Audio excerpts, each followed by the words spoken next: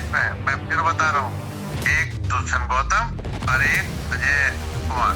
रोज मेरी audio video जारी करती है, तरह तरह का आरोप लगाकर मुझे बदनाम करने का काम करती है। गीता जी, मैं नहीं जानती कौन है गीता, मैं नहीं जानती कौन है गीता भंडारी। आज जनवरी 2026 में जब मैं ये वीडियो बना रहा हूं, उत्तराखंड की सड़कों पर फिर से मशालें जल रही हैं। लोग आज भी पूछ रहे हैं, वो वीआईपी कौन है? क्या सच में वीआईपी बीजेपी का कोई रसूखदार मंत्री है, जिसका नाम इन दिनों एक ऑडियो क्लिप में वायरल है? अंकिता भंडारी मर्डर मामले को लेकर दिल्ली से देहरादून तक जोरदार विरोध प्रदर्शन किए गए, क्योंकि कहा जा रहा है कि ऑडियो में एक वीआईपी का जिक्र है, वीआईपी का नाम और कथित वीआईपी का खुलासा। जिस वीआईपी का नाम सामने लाने की मांग की जा रही है। वीआईपी वीआईपी वीआईपी कौन है? ये वीआईपी जिसने अंकिता की इज्जत खरीदने की कोशिश की, जिसके वजह से उसे मार दिया गया, लेकिन आज भी वो वीआईपी पुलिस के फाइलों से लापता है। आखिर क्यों?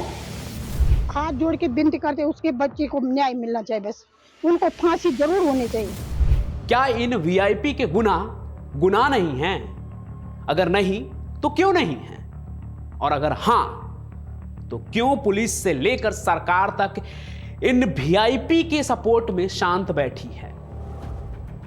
क्या आपने कभी सोचा है कि इंसाफ की तराजू हमेशा एक तरफ झुक क्यों जाती है? क्यों एक गरीब पिता को अपनी बेटी की लाश मिलने के बाद भी सालों साल दर दर की ठोकरें खानी पड़ती है, जबकि रसूखदार लोग बड़े बड़े कांड करके भी चैन की नींद सोते हैं?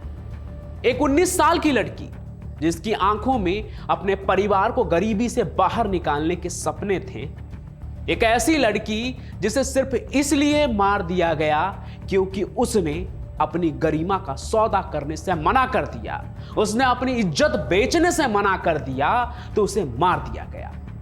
अंकिता भंडारी। यह नाम सिर्फ एक मर्डर केस नहीं, यह एक सिस्टम के खिलाफ वो चीख है जिसे दबाने की हर मुमकिन कोशिश की गई है, की जा रही है।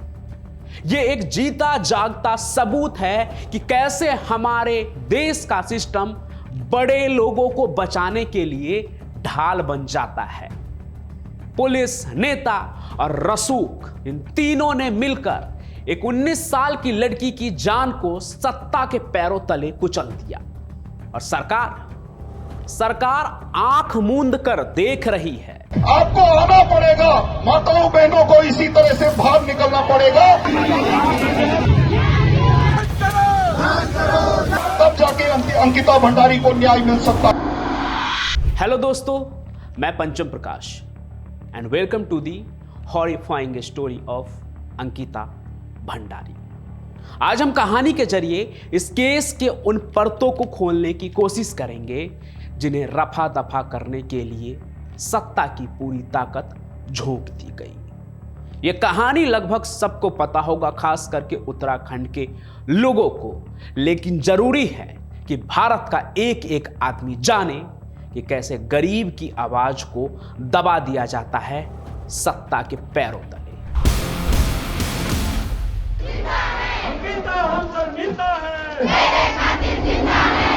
कहानी शुरू होती है पौड़ी गढ़वाल के एक छोटे से गांव डोब श्रीकोट से। अंकिता भंडारी एक मिडिल क्लास परिवार की बेटी। पिता वीरेंद्र सिंह भंडारी सिक्योरिटी गार्ड थे, लेकिन कोविड के दौरान उनकी नौकरी चली गई। घर की आर्थिक स्थिति इतनी खराब हो गई थी कि अंकिता को अपनी पढ़ाई बीच में छोड़नी पड़ गई। पता है सबसे दुखद बात क्या थी? जो मतलब कि दिल को दुखा देने वाली बात, अंकिता देहरादून के एक होटल मैनेजमेंट इंस्टीट्यूट में कोर्स कर रही थी, अपने ब्राइट फ्यूचर का सपना देख रही थी, लेकिन कुछ हजार रुपयों की कमी की वजह से उसने अपने सर्टिफिकेट कोर्स को छोड़ दिया। उसे छोड़ना पड़ गया। सोचिए, एक टैलेंटेड लड़की जिसके 12वीं के परीक्षा में 88% मार्क्स आए हो, वो सिर्फ चंद रुपयों के लिए अपने सपनों को ही नहीं बल्कि अपने फ्यूचर को भी छोड़ने के लिए मजबूर हो जाती है। रसूखदार लोग जानते हैं कि गरीबी इंसान को कितना बेबस कर देती है। और इसी बेबसी का फायदा उठाने के लिए शिकारी तैयार बैठे रहते हैं। अगस्त 2022 में उसे अपने एक दोस्त पुष्प की मदद से ऋषिकेश के पास वनतारा रिजॉर्ट में नौकरी मिलती है। नौकरी एक रिसेप्शनिस्ट की। यह नौकरी एक ऑनलाइन पोर्टल OLX के जरिए उसे मिली, जहां पहली बार अंकिता की बात पुलकित नाम के शख्स से हुई। ये एक तरह का टेलीफोनिक इंटरव्यू था, जिसके बाद उसकी नौकरी पक्की हो गई। उसे लगा कि अब शायद दिन बदलेंगे, पर असल में ये नौकरी नहीं बल्कि मौत के जाल में पहला कदम था, जिससे अंकिता पूरे तरह से अनजान थी। ऋषिकेश से करीब 12 किलोमीटर दूर गंगा भोगपुर तल्ला की सुनसान वादियों में बना था ये वनतारा रिसोर्ट। देखने में आलीशान, लेकिन इसकी दीवारों के पीछे क्या चल रहा था ये सिर्फ वहां काम करने वाले ही जानते थे। इस रिसोर्ट का मालिक था पुलकित आर्य। आपको बता दूं कि पुलकित कोई मामूली इंसान नहीं था जिसने वादियों के बीच एक रिसोर्ट खोल लिया हो। उसके पिता विनोद आर्य उस समय सत्ताधारी पार्टी बीजेपी के बड़े नेता थे और आज भी यही पार्टी उस राज्य में सरकार कायम किए हुए है। यहीं से पावर का वो नंगा नाच शुरू होता है। गुमनामी के बीच बसा ये रिसोर्ट अक्सर VIP और सफेद पोशों की अय्याशी का अड्डा था, जहां कानून की पहुंच से दूर सभी ऐश करने आते थे। अंकिता ने 28 अगस्त 2022 को ज्वाइन किया। पहले दिन उसे वहां माहौल काफी गंदा लगा। वहां मौजूद गेस्ट्स की हरकतें और पुलकित का बर्ताव उसे डरा रहा था। अंकिता के व्हाट्सएप चैट्स जो बाद में पुलिस ने बरामद किए, उन्हें पढ़कर रूह कांप जाती है। वो अपने दोस्त पुष्पदीप को लगातार मैसेज करती थी, कॉल पर बात किया करती थी। उसमें बात कुछ इस तरह से होता था जिसमें अंकिता अपना दर्द बयां करती थी। वो लिखती थी कि ये लोग मुझे प्रोस्टिट्यूट बनाना चाहते हैं, किसी VIP के लिए एक्स्ट्रा सर्विस दिलवाना चाहते हैं। सिर्फ यही नहीं, वो इस काम के लिए मुझे 10,000 रुपए का लालच भी दे रहे हैं, मुझे खरीदने की कोशिश की जा रही है। सोचिए उस 19 साल की बच्ची पर क्या गुजर रही होगी जब उसे पता चला कि जिस नौकरी को वो अपना सहारा समझ रही थी, वहां उसे एक VIP की सेज सजाने के लिए मजबूर किया जा रहा है। 10,000 रुपए का लालच दिया गया, दबाव बनाया गया। लेकिन अंकिता पहाड़ की बेटी थी, स्वाभिमानी थी। उसने साफ कह दिया, मैं गरीब भले हूं लेकिन बिकाऊ नहीं। सत्ता को ना सुनना पसंद नहीं है। 18 सितंबर की वो रात अंकिता को गायब कर दिया गया। पुलकित आर्य, उसका मैनेजर सौरभ भास्कर और अंकित गुप्ता, इन तीनों ने मिलकर अंकिता को मामला सुलझाने के बहाने बाहर ले गए और चिल्ला नहर में जिंदा धक्का दे दिया। लेकिन असली घिनौना खेल तो इसके बाद शुरू हुआ। अंकिता को मौत के घाट उतारने के बाद पुलकित, जो खुद कातिल था, वो खुद थाने जाकर गुमशुदगी की रिपोर्ट लिखवाता है। और सिस्टम तो वहां गेट पर दरबान बना खड़ा था। यही एंट्री होती है राजस्व पुलिस की। आरोप है कि पटवारी वैभव प्रताप ने पुलकित को बचाने के लिए केस को दबाने की कोशिश की, झूठे तरीके से जांच करने का दिखावा किया। हालांकि इन सभी चीजों से पहले अंकिता के पिता को ज्यूरिसडिक्शन का हवाला देकर उसके नाम पर कई थानों का चक्कर कटवाया गया।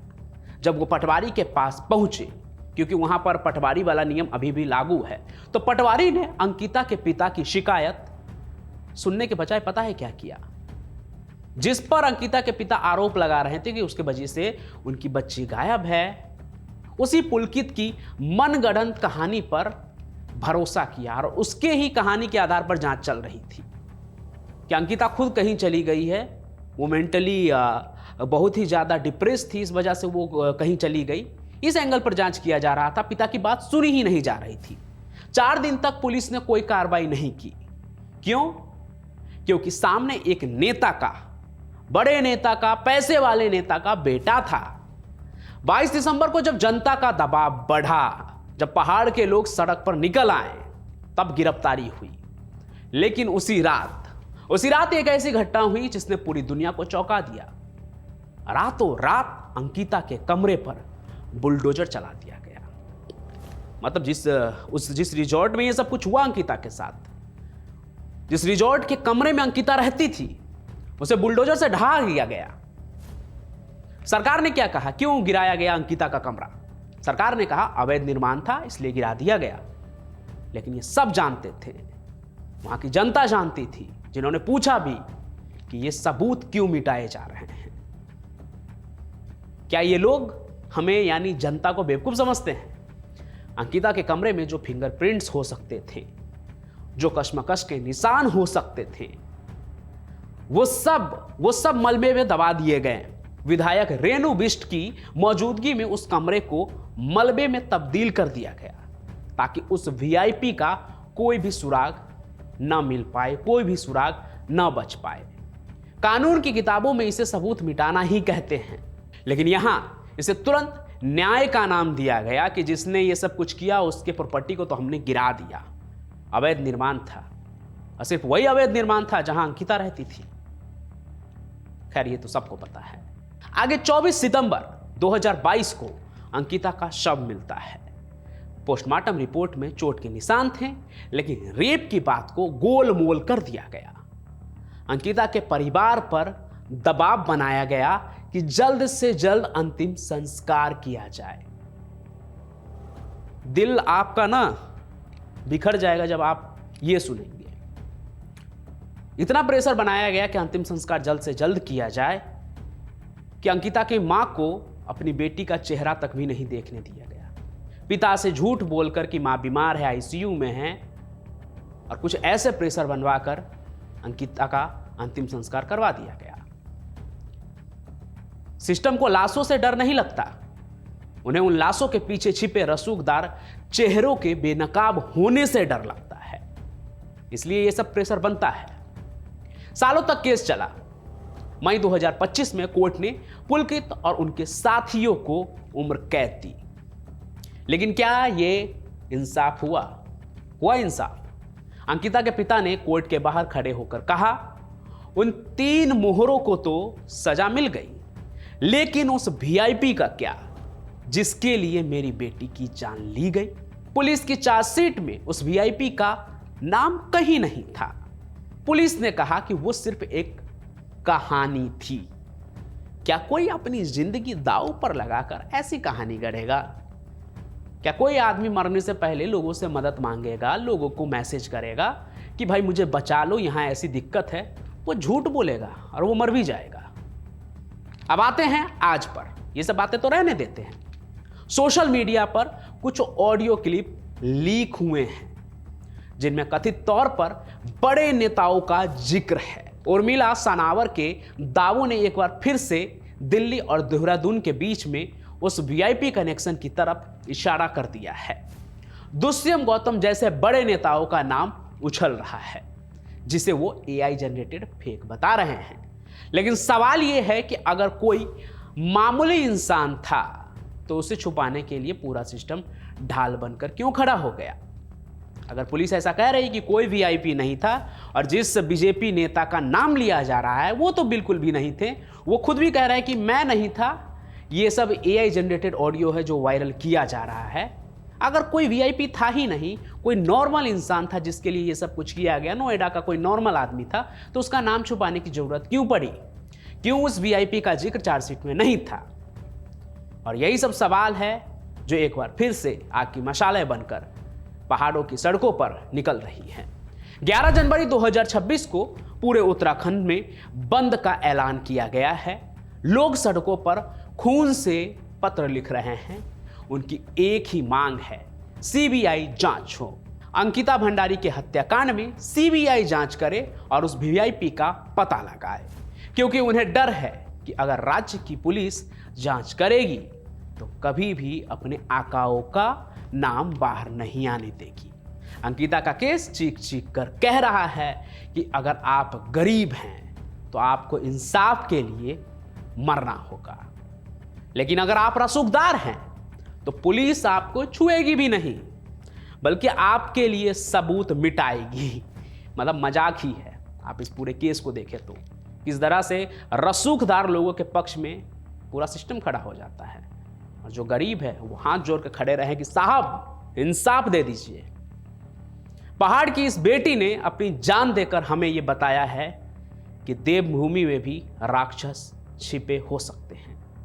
जो सफेद कपड़े पहनकर घूमते हैं, जब तक हम उन राक्षसों के पीछे की आकाओं को बेनकाब नहीं करते, अंकिता को न्याय नहीं मिलेगा। ये वीडियो सिर्फ जानकारी के लिए नहीं है कि कोई कहानी आकर मैंने सुना दी, कि व्यूज मैंने बटोर लिए, क्योंकि मुझे पता है कि मैं जो नॉर्मल गैंगस्टर की कहानी करता हूं उससे कम ही ये वीडियो चलेगी। फिर भी मैं ये वीडियो कर रहा हूं सिर्फ इसलिए ताकि सवाल लोगों के सामने आए। और आज एक सवाल आपसे भी है, क्या हम इतने लाचार हैं कि अपनी बेटियों के हत्यारों को बचाने वाला का नाम तक नहीं जान सकते? 11 जनवरी को जो मशालें जलेंगी, क्या वो इस राज को जला पाएंगी? क्या वो इस राज को जलाकर खाक करके उस वीआईपी के नाम को बाहर निकाल पाएंगी? अगर आपको लगता है कि इस वीआईपी कल्चर को खत्म होना चाहिए और न्याय की लड़ाई जो है वो आसान होनी चाहिए, चाहे वो एक राजा हो या फिर रंक हो, सबके लिए न्याय का रास्ता आसान होना चाहिए, तो इस वीडियो को इतना शेयर कीजिए कि सत्ता के उन बंद कमरों तक पहुंचे जहां सच दफन है। ये वीडियो आप करोड़ों लोग तक नहीं पहुंचाइए, लेकिन वहां तक पहुंचाने की कोशिश जरूर कीजिए जिनसे ये सवाल पूछना चाहिए, जिनके कान में ये आवाज जानी चाहिए कि न्याय सबका हक है। इंसाफ की लड़ाई लंबी हो सकती है, लेकिन सच को ज्यादा देर तक दबाया नहीं जा सकता है। और अब अंत में मैं यही कहूंगा, हमारी पूरी टीम यही कहेगी कि अंकिता, हम तुम्हें भूले नहीं हैं, हम तुम्हारे साथ हैं और मुझे पूरा विश्वास है कि देश के करोड़ों लोग भी तुम्हारे साथ हैं। बाकी आप क्या कहना चाहते हैं? आप किसके साथ हैं? कमेंट में जरूर लिखिएगा। आज चैनल को सब्सक्राइब करने के लिए नहीं कहूंगा, लेकिन आज इस कहानी को ज्यादा से ज्यादा शेयर कीजिए। मैं पंचम प्रकाश इस केस से जुड़े और भी अपडेट के साथ सामने आऊंगा जो आपके लिए जरूरी होगा, और कम्युनिटी पोस्ट पे भी पोस्ट करता रहूंगा ताकि आप लोगों को अपडेट मिलता रहे। तब तक के लिए स्टे अलर्ट से जय हिंद, जय भारत।